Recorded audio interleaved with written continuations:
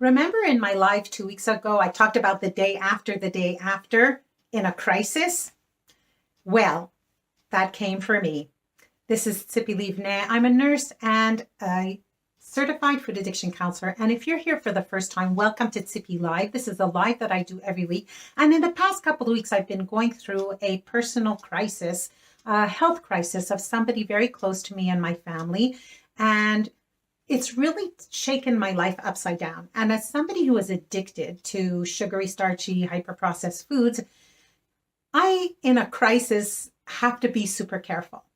But I have to be even more careful after the height of that crisis. When we're in the middle of, the crisis, then we're all motivated and all our strengths are like towards this thing. And sometimes it's even easier to keep abstinent from the foods that are addictive to me. But I find that the real challenge is after things have started calming down and there's like this sort of new routine and you just like take a deep breath, and then the defenses go down, and that's when like boom, these cravings will hit me. And I find that a lot with my clients too. And it happened to me. And you know what? I had a slip. I did. I do not eat in front of screens because I know that brings uncontrolled eating as volume eating as far as I'm concerned. And the other night, about a week ago, it was one of those F it moments, and I just ate in front of Netflix, and I ate a lot. Well, here's the thing.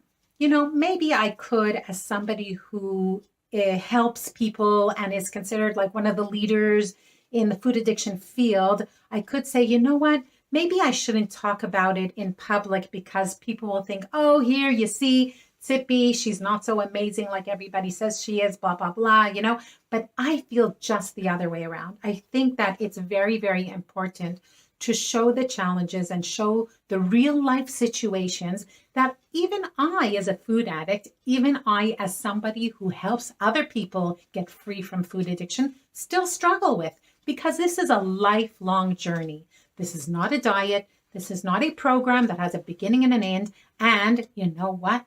I'm not perfect. Even though I've had 25 years of recovery, my abstinence has not been back-to-back squeaky clean. But here's the thing. If we think about it, I like to make a lot of times, an example of like cars. Sometimes we'll be driving in a car, right? And we'll swerve from the lane. And you know what? Sometimes it'll even be a white line that we crossed over. What does that mean? You press on the gas and go full head on into the next tree? No. What do? We hold onto the steering wheel a little tighter, pay more attention to the road, and keep driving. That's what we do in the GPS program as well. The secret is you don't have to be perfect to succeed. And when we see our imperfections as a part of life, and we look at ourselves with compassion in those times when we screw up, well, that's the way to just brush off the dust and keep moving forward. And that's what I did as well. So what I did was, first of all, I do have a sponsor. I have a mentor, and I fessed up to her. I told her what happened. I don't leave it with me. And I recommitted to my way of life, which is to abstain from sugary, starchy, hyper-processed foods and my own personal triggers that I know cause me to lose control of what I'm eating, when I'm eating, why I'm eating, how much I'm eating. And I've recommitted and kept moving forward in my life, in my career, in everything. That's the way to do it. And this I see as an example for you, for my clients, for the people that I help.